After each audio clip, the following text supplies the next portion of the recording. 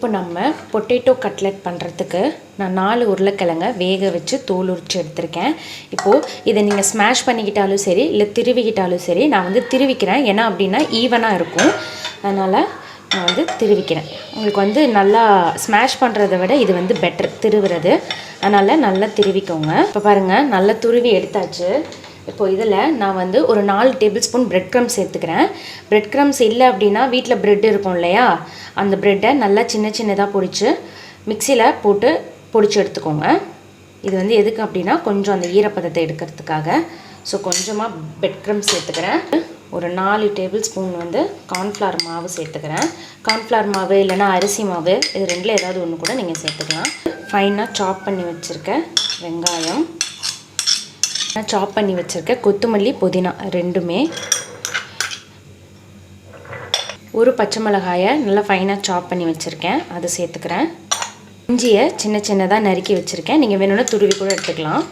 ஒரு tablespoon chilli flakes. Chilli ஃப்ளேக்ஸ்க்கு வந்து காஞ்ச மிளகாயை மிக்சியில் 1-2 அடித்து எடுத்துக்கோங்க. அது ஒரு டேபிள் ஸ்பூன் மிளகாத்தூள் சேர்த்துக்கோங்க. 1/2 டேபிள் ஸ்பூன் மஞ்சத்தூள், 1 டேபிள் ஸ்பூன் சீரகத்தூள், 1/2 டேபிள் ஸ்பூன் கரம் மசாலா,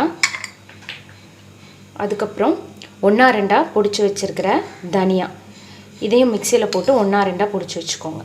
இதோட ஸ்மெல் ரொம்ப நல்லாயிருக்கும், அதுக்காக இதை நான் சேர்த்துக்கிறேன். வீட்டுக்கு தேவையான அளவு உப்பு. இப்போது இதை எல்லாத்தையும் நம்ம நல்லா கையிலேயே மிக்ஸ் பண்ணிக்கலாம் ஈவனாக.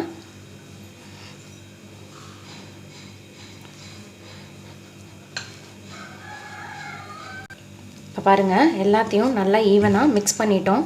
உங்களுக்கு கொஞ்சம் தண்ணி மாதிரி தெரிஞ்சிச்சுன்னா இன்னொரு டேபிள் ஸ்பூன் கூட நீங்கள் கார்ன்ஃப்ளவர் மாவு சேர்த்துக்கலாம்.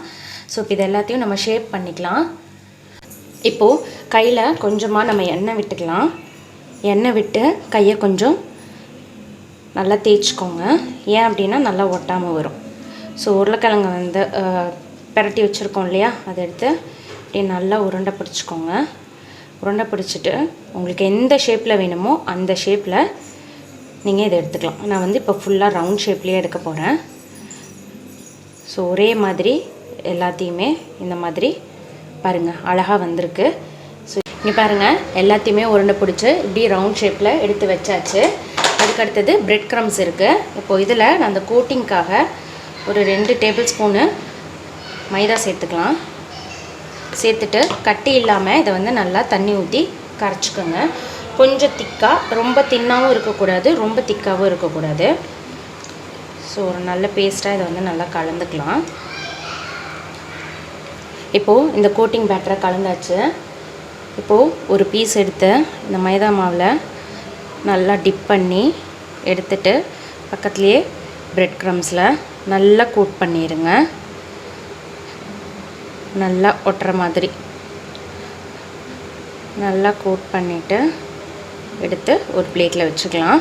இப்போது இதே மாதிரி எல்லாத்தையுமே நம்ம கோட் பண்ணி எடுத்து இதை ஒரு 15 நிமிஷம், 10லேருந்து ஒரு 15 நிமிஷம் நம்ம வந்து ஃப்ரிட்ஜில் வச்சுக்கலாம். ஏன் அப்படின்னா இது வந்து நல்லா கொஞ்சம் கூலிங் ஆச்சு அப்படின்னா இது மேலே இருக்கிற பிரெட் க்ரம்ஸ் வந்து பிரிஞ்சு வராது. நம்ம கடையில் வாங்குகிறோம் இல்லையா ஃப்ரோசன் பேட்டிஸ், அதே மாதிரியே இருக்கும் உங்களுக்கு.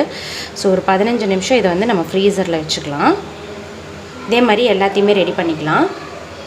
பாருங்கள், எல்லாத்தையுமே நான் வந்து நல்லா கோட் பண்ணி ஃப்ரிட்ஜில் ஒரு 15 மினிட்ஸ் வச்சு எடுத்துட்டேன். இப்போ ஆயிலும் நல்லா ஹீட் ஆகிட்டுருக்கு. இப்போ இதை லைட்டாக ஷாலோ ஃப்ரை மாதிரி நம்ம பண்ணிக்கலாம். டீப் ஃப்ரை வந்து பண்ண தேவையில்லை. ஸோ பார்த்து வச்சுக்கோங்க.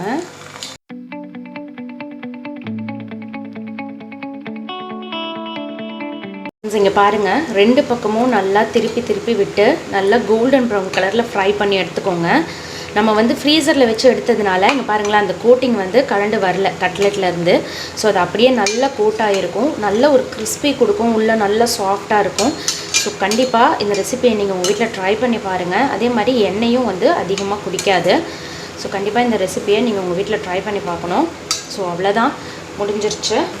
ஒவ்வொரு பீஸாக நம்ம வந்து எடுத்துடலாம்.